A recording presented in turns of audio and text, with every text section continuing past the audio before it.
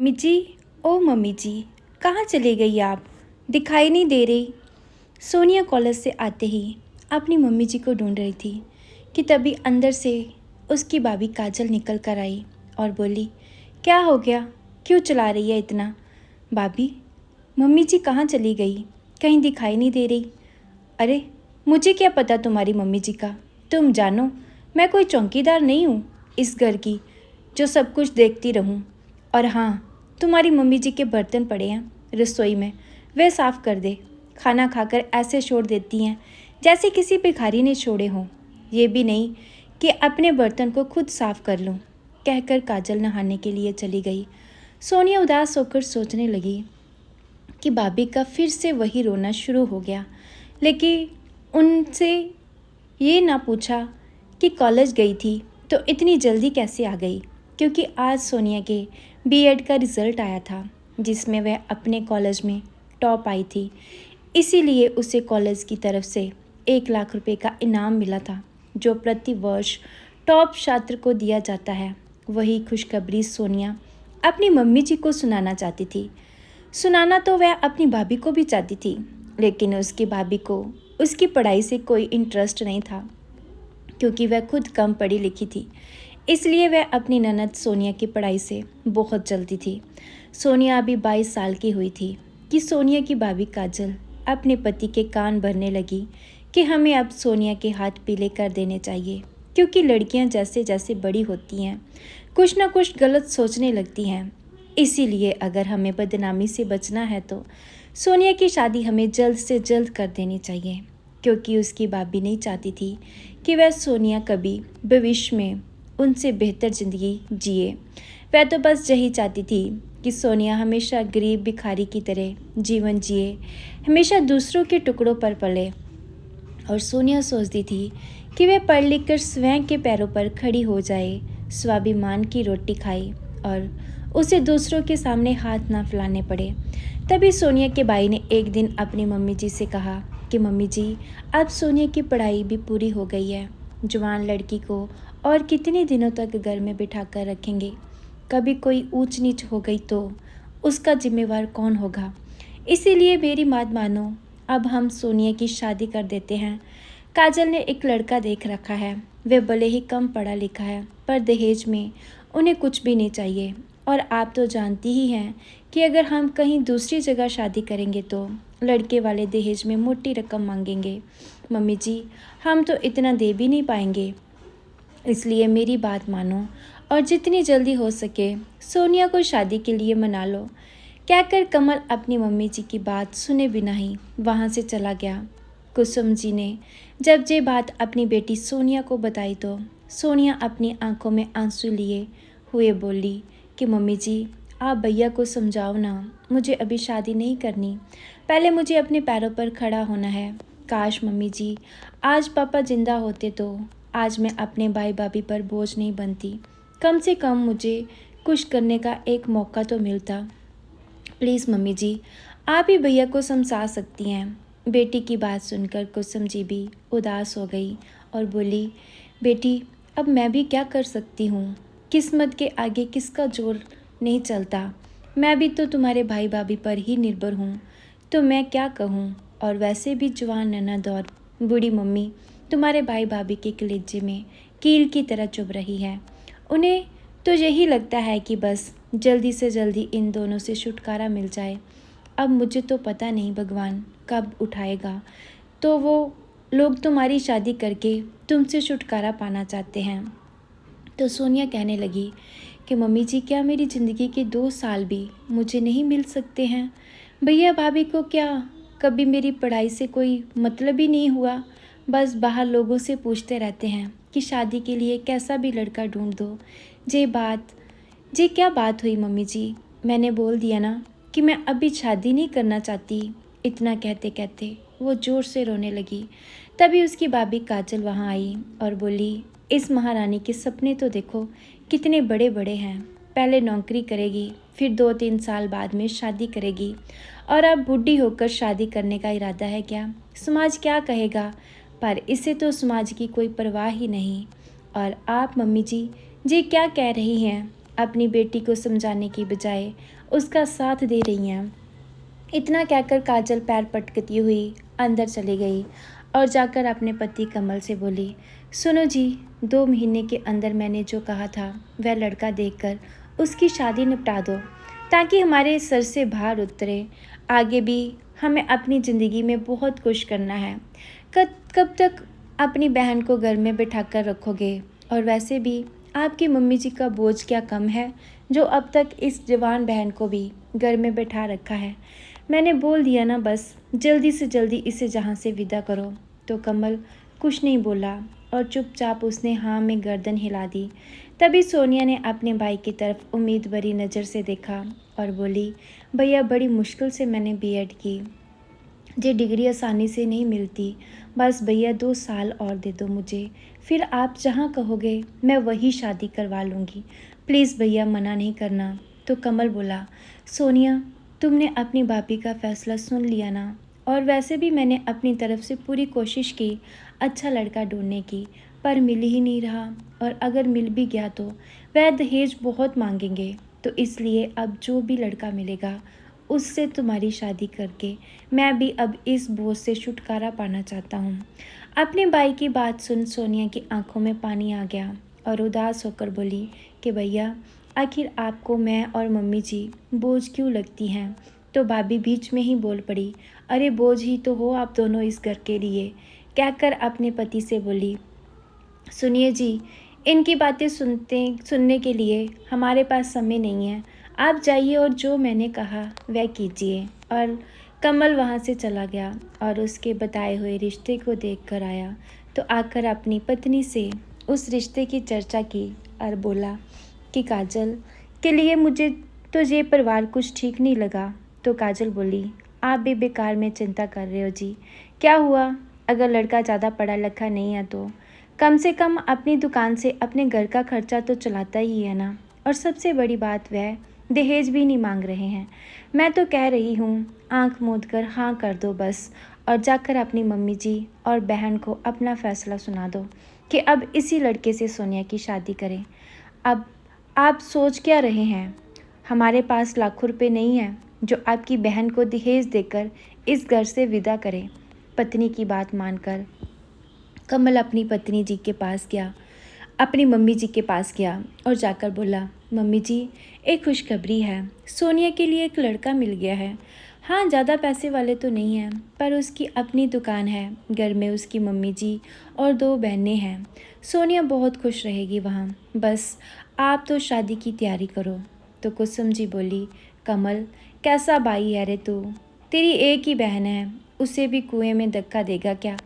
कम से कम घर परिवार तो अच्छे से देख लेता। बेटा तेरी बहन अच्छी पढ़ी लिखी है और मैंने सुना है कि वह लड़का बस 8वीं पास है। क्या उसके साथ वह खुश रह पाएगी? कैसा भाई है तू? पहले अपनी मम्मी जी और अब अपनी छोटी बहन भी तुझे बोझ लगने लगी है। तो कमल गुस्से से बोला, मम्मी जी सिर्फ सोनिया और आप ही नहीं, बल्कि मेरी पत्नी और मेरे बच्चे भी जिम्मेदारी हैं। मुझे उनका भी भविष्य देखना है।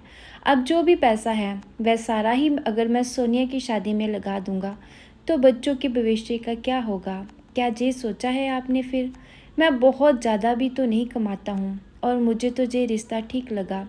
लड़के वालों की कोई मांग भी नहीं है, इसीलिए मैं तो हाँ करके आ गया हूँ। और आप भी अपनी बेटी के मुँह में इतनी स्वार्थी मत बनिए कि अपने बेटे बहू के बारे में तुम्हें ध्यान ही ना रहे। तभी रसोई में काम कर रही सोनिया अपने भाई की सारी बातें सुन लेती है और आकर कहती है कि भैया आप मेरे जीवन का फैसला करने जा रहे हैं और मुझसे एक बार भी पूछा तक नहीं। मेरी इच्छा और मेरी मर्जी का क्या कोई मोल नहीं? क्या आपको भी मेरी नौकरी करने से दिक्कत है? मुझे तो समझ नहीं आ रहा कि क्या मैं आप लोगों पर इतनी बोझ बन गई हूँ कि मुझे मेरी ज़िंदगी के 2 साल भी नहीं आप लोग नहीं दे पा रहे। भैया अगर मैं कमाऊंगी तो आपका ही तो हाथ बटेगा। काजल आई और बोली, देख रहे हो इसकी जुबान कैसे चल रही है? अब तो बस इस पर लगाम कसने की देर है, वरना देखना हमारी जगह हंसाई करवाएगी जे। तभी कमल बोला, बस सोनिया अब कुछ और नहीं कहूँगी। तुम बस मैंने और तुम्हारी भाभी ने जो फैसला लिया है कि तुम्हारी शादी उसी लड़के से होगी और अब तुम्हें जो भी करना है अपने ससुराल में जाकर करना, हमारे सर से अब ये बोझ उतरने दो। तभी सोनिया रोती हुई बोली, भैया आप मुझे बार बार बोझ कहकर क्यों संबोधित कर रहे हो? कल को आपकी बेटी भी बड़ी होगी तो क्या वह भी आपके लिए बोझ बन जाएगी? क्या उसकी शादी भी आप लोग जल्दी ही और बिना उसकी मर्जी के कर देंगे? हाँ कर भी सकते हैं आप, जो अपनी बहन और माँ को बोझ समझ सकते हैं उनके लिए अपनी बेटी भी किसी बोझ से कम थोड़ी ना होगी। सच कहा है किसी ने कि पिता ना हो और बूढ़ी माँ असहाय हो तो एक बहन अपने भाई के लिए बोझ बन जाती है। सोनिया कहती रही और उसके भैया भाभी बिना उसकी बात का जवाब दिए ही वहाँ से चले गए और सोनिया अपने सपनों को टूटते हुए देख वही खड़ी रोती रही। आखिरकार भैया भाभी के दबाव में आकर सोनिया को शादी के लिए हाँ करना ही पड़ी। कुछ ही दिनों में सोनिया की शादी प्रेम के साथ हो गई और सोनिया विदा होकर प्रेम के साथ घर चली गई। जाकर देखा तो वहाँ का माहौल एकदम ही अलग था। घर परिवार में पढ़ाई लिखाई से किसी का कोई लेना देना ही नहीं था। दिन ऐसे ही बीत गए। फिर एक दिन सोनिया ने अपनी सास से सवाल किया कि मम्मी जी, दीदी लोग घर में ही क्यों रहती हैं? तो सास वीना बोली, लड़कियों को ज़्यादा पढ़ा लिख कर क्या करना है, आखिरकार उसे संभालना तो चूल्हा चौंका ही है। और तुम भी अपने ज्ञान की बातें चूल्हे में डाल दो और घर संभालो। और वैसे भी हमें तो पढ़ी लिखी बहू चाहिए ही नहीं थी, पर तुम तो हमारे प्रेम को पसंद आ गई थी, इसलिए हमने भी हाँ कर दी, वरना लड़कियों की कोई कमी नहीं थी। वीना जी की बात सुनकर सोनिया के पैरों तले जमीन खिसक गई।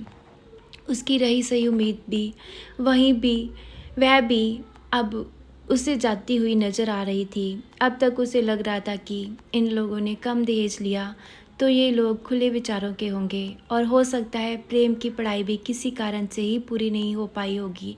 पर जहाँ का नज़ारा तो कुछ और ही था। ये तो वही बात हो गई कि आसमान से गिरे और खजूर पर अटके। धीरे धीरे घर के हालात सोनिया के सामने आने लगे। लेकिन सोनिया पढ़ी लिखी थी, इसीलिए उसने पहले घर के हालात समझे और फिर पूरा घर अपने हिसाब से चलाने लगी। सास वीना जी जुबान की तेज़ थी, पर कोई प्यार से बात करे तो वो बात को समझ जाती थी। धीरे धीरे समय बीतने लगा। सोनिया पढ़ी लिखी थी, इसलिए वे अपनी दोनों नंदों की पढ़ाई में मदद करने लगी।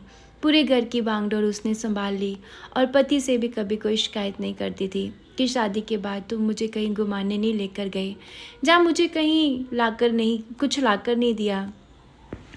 उनसे प्रेम के सामने ऐसी कभी कोई चर्चा की ही नहीं, जिसके कारण प्रशांत भी सोनिया की बहुत इज्जत करने लगा था।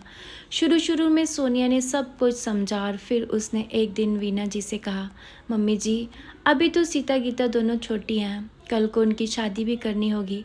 जितने पैसे जे कमा रहे हैं क्यों, उसमें सब कुछ हो जाएगा। जितनी उनकी कमाई है उसमें तो बड़ी मुश्किल से बस घर चल पाता है और भविष्य के लिए तो कोई सेविंग ही नहीं हो पाती। ज़िंदगी की गाड़ी अगर एक पहिए पर ही चलेगी तो सोचिए उस एक पहिए पर कितना बोझ पड़ेगा। वही अगर दो लोग कमाने वाले होंगे तो एक दूसरे का बोझ भी कम हो जाएगा और भविष्य के लिए भी पैसे जमा हो जाएंगे। बहू की बात सुन वीना जी थोड़ी देर चुप रही और फिर सोचने लगी कि कहीं ना कहीं सोनिया की बात सही है। आखिर प्रेम भी तो अपनी ज़िंदगी कहाँ जी पा रहा है, कोई खुशी नहीं है उसकी ज़िंदगी में। ये सब सोचकर वीना जी बोली, तुम कह तो ठीक रही हो बहू, आप देखो ना, जब से प्रेम के पिताजी गए हैं तब से दोनों बहनों की और मेरी जिम्मेदारी इस बेचारे के कंधों पर आ गई है। अब कोई दूसरा बेटा भी तो नहीं है जो हमारा सहारा बनता और दोनों भाइयों को मिलकर घर चलाने में भी आसानी हो जाती, लेकिन फिर भी बेचारा अकेले ही सब कुछ संभाल रहा है। कहते कहते वीना जी की आंखें भर आई तो सोनिया बोली, मम्मी जी, ज़रूरी थोड़ी ना है कि दूसरा बेटा हो तभी अपने भाई की मदद करे। और कहाँ लिखा है कि बेटा ही घर चलाता है, बेटी और बहू भी तो घर चला सकती है। आप देखो ना, मैंने बीएड की डिग्री ली हुई है। आप जानते हैं मुझे भी स्कूल में अच्छी नौकरी मिल सकती है और मेरी पगार भी बहुत अच्छी होगी। सुबह जाऊंगी और दोपहर तक वापस आ जाऊंगी। अच्छा वेतन आएगा तो घर को भी सहारा मिल जाएगा और मैं चाहती हूँ कि मेरी दोनों नंदों का जीवन संवर जाए और जे भी अकेले कितना कर पाएंगे। मुझे उनकी हालत देखकर बहुत दुख होता है। सोनिया की बात सुनकर वीना के दिमाग में धीरे धीरे बात बैठने लगी। उस वक्त कुछ बोली तो नहीं, पर गुस्सा भी नहीं हुई, तो सोनिया को लगा कि शायद बात बन सकती है। अगले दिन जब वीना जी की दोनों बेटियां स्कूल जा रही थी, तब वीना जी की नज़र उनके जूतों पर पड़ी जो फट चुके थे। तो वीना जी ने कहा, सीता गीता, तुम दोनों ने बताया क्यों नहीं कि तुम्हारे जूते फट चुके हैं? तुम्हारे भैया नया ला देते। तो गीता बोली, माँ हमने भैया को बताया था। वो बोले, अभी इन्हीं से काम चला लो, अगले महीने थोड़े पैसे आ जाएंगे तो दिलवा देंगे। फिर सीता बोली, माँ भैया हमेशा ऐसे ही करते हैं, हम हर ज़रूरत को अगले महीने पर टाल देते हैं। क्या उनके पास इतने भी पैसे नहीं होते? इतना कहकर दोनों बहनें उदास होकर स्कूल चले गई। दोनों बेटियों का उदास चेहरा देखकर वीना जी गंभीर हो गई और सोनिया के प्रस्ताव पर कुछ सोचने लगी। शाम को जब घर में सभी लोग मौजूद थे, तब वीना जी सबके सामने सोनिया से बोली, बहू क्या तुम सच में नौकरी करना चाहती हो? अगर तुम खुद नौकरी करना चाहती हो तो मुझे कोई एतराज़ नहीं, और वैसे भी घर संभालने में मैं भी तुम्हारी मदद कर दूंगी। जीवन की गाड़ी सही चलने लगेगी तो कम से कम प्रेम का थोड़ा तो भार कम होगा। वीना जी की बात सुनकर सोनिया बहुत खुश हो गई और उन्हें गले से लगा लिया और अगले ही दिन उनका आशीर्वाद लेकर अपने दस्तावेज लेने के लिए अपने मायके चली गई। इतने दिनों बाद सोनिया मायके आई थी, लेकिन फिर भी उसकी भाभी के चेहरे पर जरा सी भी खुशी नहीं थी। उल्टा उसे देखते ही ताने मारने लगी। अरे क्या हुआ? ससुराल में मन नहीं लगा क्या जो मायके चली आई? बड़ी मुश्किल से तो इस घर से बोझ को हटाया था, कहीं लड़ झगड़ कर तो यहाँ रहने नहीं आ गई। सोनिया ने अपनी भाभी की बातों की कोई परवाह नहीं की और अपनी माँ के पास जाकर उनका आशीर्वाद लेते हुए बोली, माँ मेरे ससुराल वाले बहुत अच्छे हैं। मेरी सास मेरी नौकरी के लिए राजी हो गई है, इसीलिए मैं अपने सर्टिफिकेट लेने आई हूँ।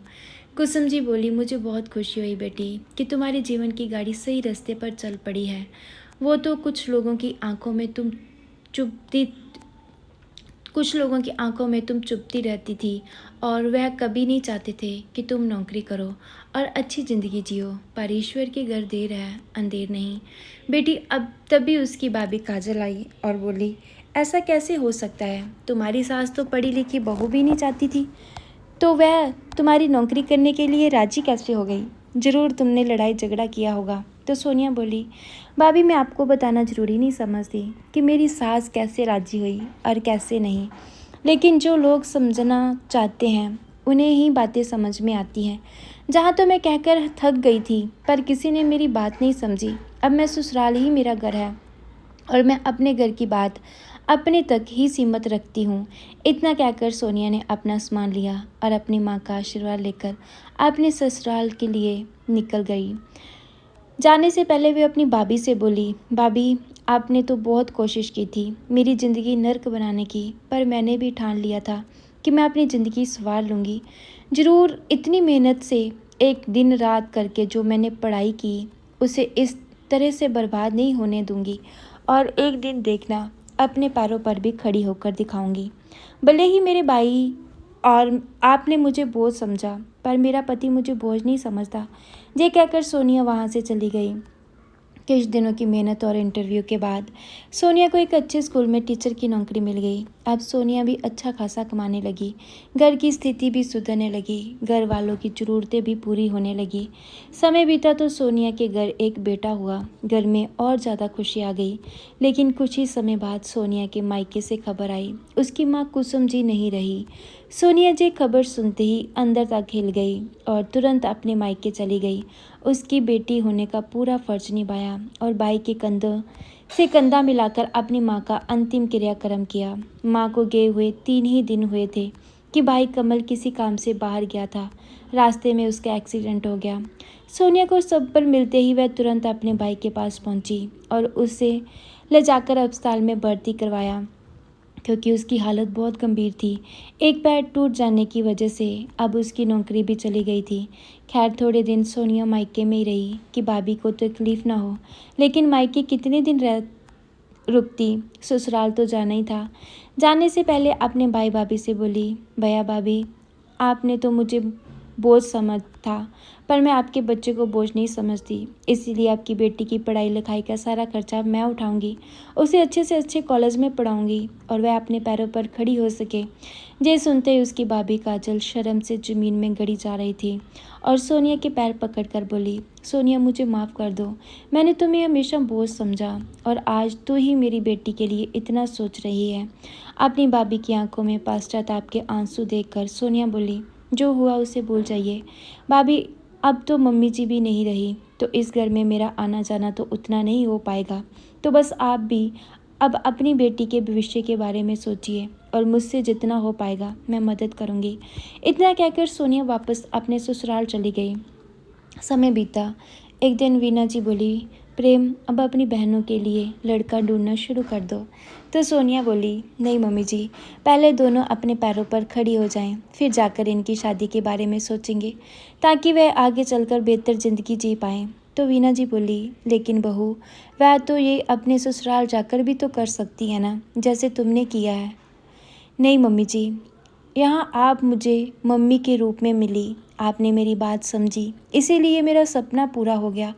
पर ज़रूरी तो नहीं कि इन्हीं में भी ससुराल में आप जैसी सांस मिले, तो इसलिए हम क्यों दूसरों के सहारे अपने सपनों को पूरा करें। इतना इतना मजबूत करके इनके घर भेजेंगे ताकि अगर मुसीबत आए तो ये पूरी तरह से तैयार रहें और उनका सामना कर सकें। जो दुख और ताने मैंने सहे हैं वह मैं अपनी नंदों को कभी नहीं सहने दूंगी। इतना कहते कहते सोनिया की आंखें भर आई तो प्रेम सोनिया के कंधे पर अपना हाथ रखते हुए बोला, सोनिया मैं जानता हूँ तुम भाभी नहीं बल्कि इनकी बड़ी बहन बनकर सोच रही हो। मुझे तुम पर गर्व है जो तुम अपने जीवन में आई। तुम ना होती तो मेरे घर की स्थिति क्या से क्या हो जाती और ऐसी ज़िंदगी तो हम लोग कल्पना भी नहीं कर सकते थे। हमें तो सपने देखना भी तुमने सिखाया है। तभी वीना जी आगे बढ़कर बोली, चलो ठीक है बहू, अब जैसा तुम और प्रेम चाहो वैसा ही होगा, क्योंकि अब जब तुमने अपनी नंदों को अपनी बहनें मान ही लिया है तो तुम इनका भला ही सोचोगी। सोनिया ने अपनी नंदों के साथ साथ अपनी भतीजी की ज़िंदगी संवारी। आज उससे एक अच्छी बुआ जी और अच्छी भाभी होने के साथ साथ एक जिम्मेदार पत्नी होने का भी फ़र्ज निभाया और समाज को एक नया संदेश दिया कि बहनें किसी पर बोझ नहीं होती हैं। सो दोस्तों, आपको ये कहानी